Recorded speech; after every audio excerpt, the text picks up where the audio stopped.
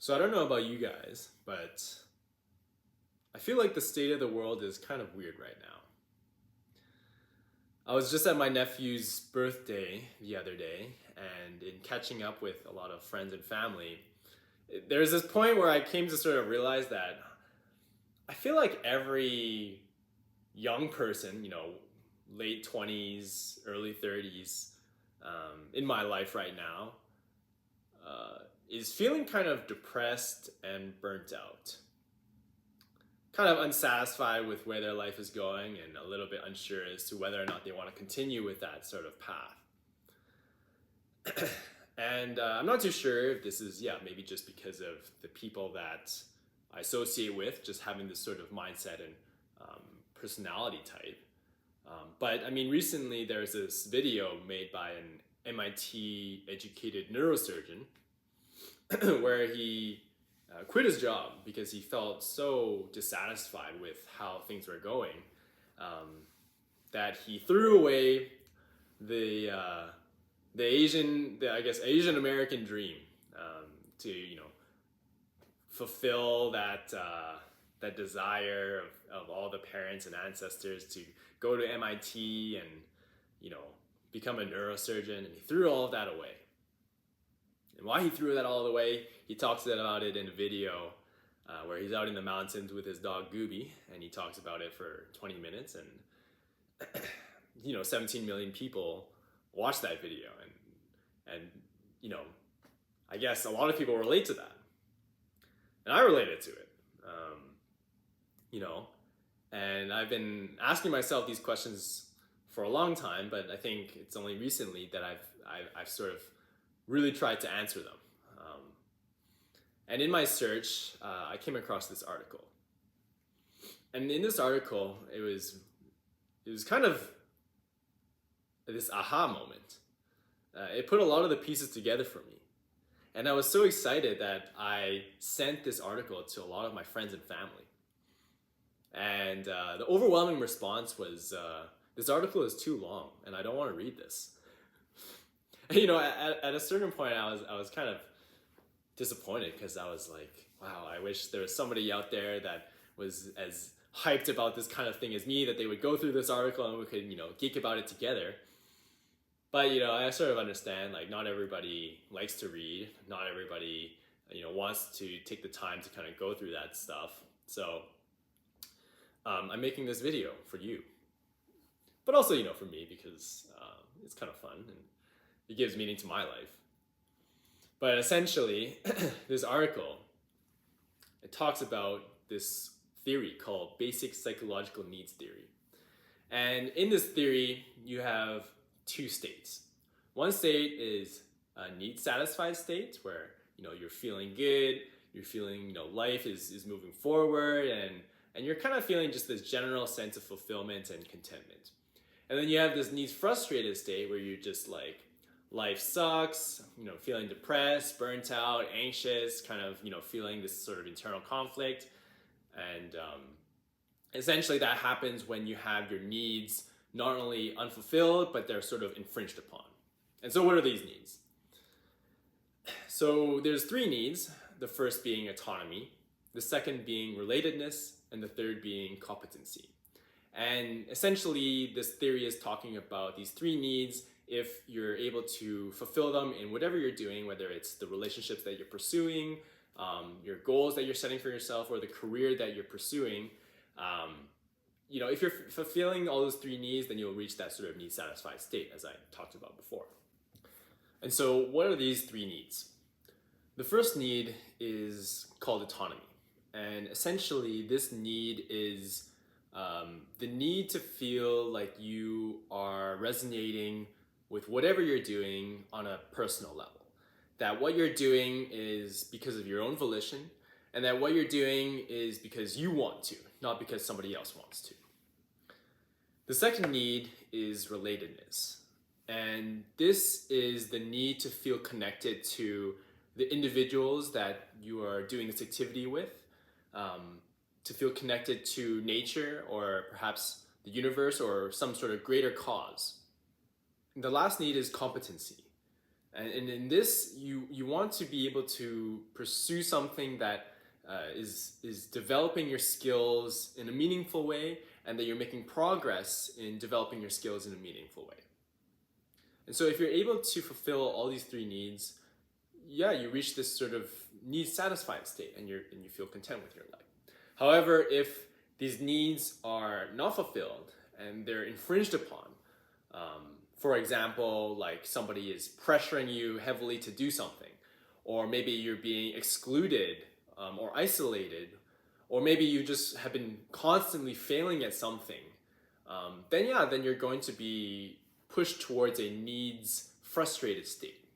And you'll sort of feel those feelings of anxiety, loneliness, and burnout. And then life is not going to be good at that point. You're going to feel kind of that. I think what was interesting to me was the coping mechanisms that we do when we're in a needs frustrated state in order to sort of keep on going. And as humans, it's very typical, I guess, that instead of solving the problem, we just sort of try to mask the symptoms and keep on with it.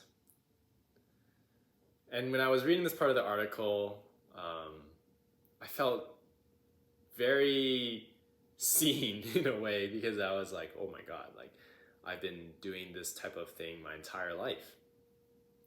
And it's not to say that these behaviors are inherently bad, but these behaviors don't necessarily bring us forward, and it doesn't necessarily bring us closer to that need satisfied state that we may think that it will be doing.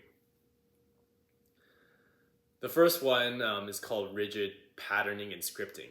And essentially it's assigning a specific program to an activity that maybe you don't want to do. So for example, studying 4 hours a day. Once you're able to study that 4 hours a day, that's when you have that sense of achievement. And that sort of sense of achievement is what keeps you going.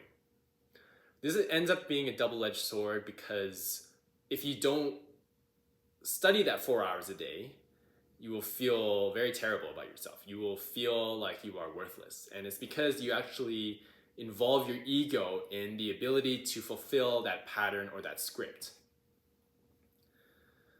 This can be quite destabilizing to your mood.